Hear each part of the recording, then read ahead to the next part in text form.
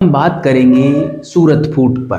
ठीक है, तो प्यारे साथियों, सूरत फूट क्यों पड़ी और क्या घटनाक्रम हुआ और किस प्रकार से इसके परिणाम भारत के स्वतंत्रता आंदोलन पर पड़े, यह हम जानेंगे, क्योंकि कारण और परिणाम से ही अक्सर साक्षात्कार में सवाल पूछे जाते हैं। तो जैसा कि आपको पता है, बंगाल विभाजन के बाद भारत में स्वदेशी व बहिष्कार आंदोलन चल रहा था। तो उग्रवादी लगातार कांग्रेस के एजेंडे में स्वदेशी और बहिष्कार, राष्ट्रीय शिक्षा व स्वराज्य, ये चार मुद्दों को कांग्रेस के एजेंडे में शामिल करना चाहती थी, जिसको लेकर काफ़ी खींचातान चल रही थी उदारवादी और उग्रवादियों के बीच में। मगर 1906 के भारतीय राष्ट्रीय कांग्रेस के अधिवेशन में, जो कि दादाभाई नौरोजी की अध्यक्षता में चल रहा था, उसमें इन चारों प्रस्तावों को पारित करवा लिया। किस किस को? स्वदेशी, बहिष्कार, राष्ट्रीय शिक्षा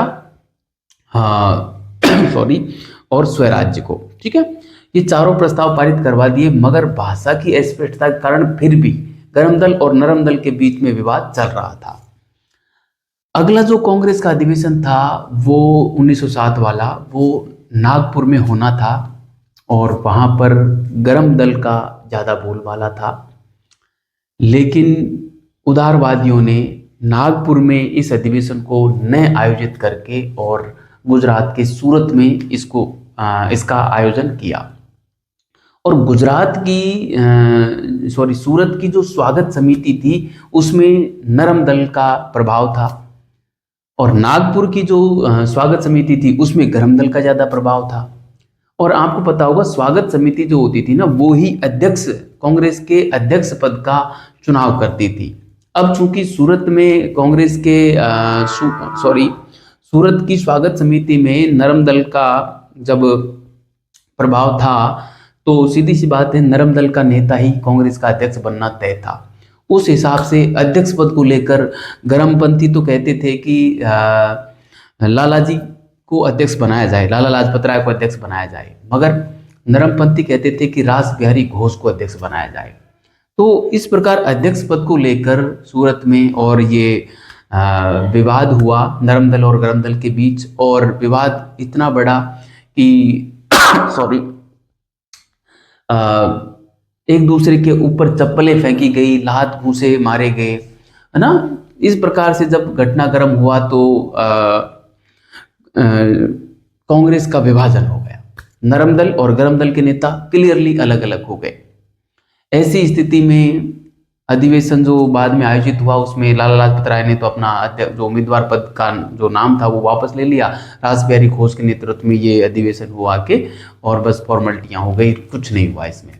ठीक है, और कांग्रेस का जो है विभाजन हो गया, गर्म दल नरम दल अलग बन गए। गर्म दल के नेता आपको पता है लाल बाल पाल थे, और नरम दल के तो मैंने आपको बता ही दिए हैं। तो इस प्रकार से ये सूरत फूट कांग्रेस का विभाजन सूरत फूट के रूप में सामने आया। अब इसका प्रभाव क्या रहा? एक तो देखिए, इसका सबसे बड़ा जो प्रभाव था वो पड़ा जो स्वदेशी और बहिष्कार का जो आंदोलन चला रखा था भारतीयों ने, उसके ऊपर जबरदस्त कुठाराघात था, वो एकदम चरमरा गया। और ऊपर से अंग्रेजों की दमनकारी नीति और फिर भारतीय राष्ट्रीय कांग्रेस का विभाजन, इन दोनों ने मिलकर स्वदेशी व बहिष्कार आंदोलन का दमन कर दिया।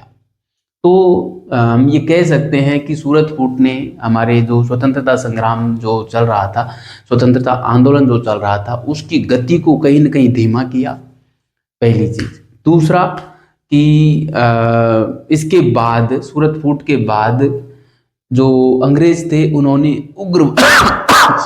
उग्रवादियों के साथ बड़ा ही अत्याचारपूर्ण व्यवहार किया। और जिस प्रकार आपको पता होगा, तिलक को और लाला लाजपत राय दोनों को ही जेल भेज दिया गया था 1908 में।